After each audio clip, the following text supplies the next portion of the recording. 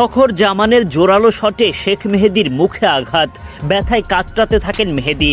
তবে ভাগ্য ভালো, বড় ধরনের কোনো বিপদ ঘটেনি। বাংলাদেশের বোলাররা এদিন বড় বিপদের নাম হয়ে দাঁড়ান পাকিস্তানি ব্যাটারদের সামনে। মিরপুরের ঝাঁজ টের পেল ওরা। ঝড়ের বেগে উইকেট তুলতে থাকেন তাসকিন, সাকিব, মুস্তাফিজরা, সঙ্গে রান আউটের মেলা। সব মিলিয়ে অল্প পুঁজিতেই সফরকারীদের বেঁধে ফেলে লিটন বাহিনী। রবিবার সিরিজের প্রথম টি-20তে পাকিস্তানের মুখোমুখি হয় বাংলাদেশ।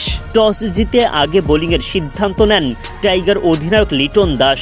প্রথম ওভারে বোলিংয়ে এসেই শেখ মেহেদী ফাঁদে ফেলেন ফখর জামানকে, কিন্তু তাসকিন আহমেদ ফেলে দেন সহজ একটা ক্যাচ, ফলে রক্ষা পান ফখর। এরপর বোলিংয়ে এসে দলকে ব্রেক থ্রু এনে দেন তাসকিন আহমেদ।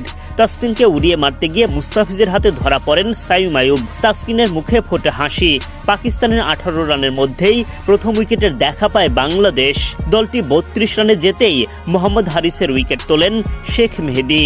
শামীম পাটোয়ারির ক্যাচে মাত্র 4 রান করেই বিদায় ঘটে হারিসের। পাকিস্তানের অধিনায়ক সালমান আলী আগাকে কাবু করেন তানজিম সাকিব। উইকেট কিপার লিটন দাসের গ্লাভসে ক্যাচ দিয়ে সালমান মাঠ ছাড়েন 9 বলে মাত্র 3 রান করে। একের পর এক উইকেট শিকারের মিছিলে যোগ দেন মুস্তাফিজুর রহমান। রিশাদ হোসেনের দুর্দান্ত ক্যাচ, হাসান নওয়াজ ডাকের শিকার। পাকিস্তানের মাত্র 41 রানের মধ্যেই এক হালি উইকেট বাংলাদেশি বোলারদের পকেটে। অযথায় রান নেওয়ার চেষ্টা করতে গিয়ে মোহাম্মদ নওয়াজ রান আউটের শিকার হন।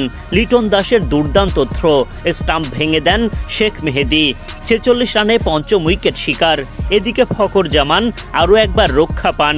শেখ মেহেদী ক্যাচ নিতে পারেননি, উল্টো বলের আঘাতে আহত হন। 2 দফা রক্ষা পাওয়ার পর রান আউটের শিকার হন ফখর জামান। তাসকিনের থ্রোতে দ্রুত স্টাম্পে হিট করেন লিটন দাস। 34 বলে 44 রান করে আউট হন ফখর।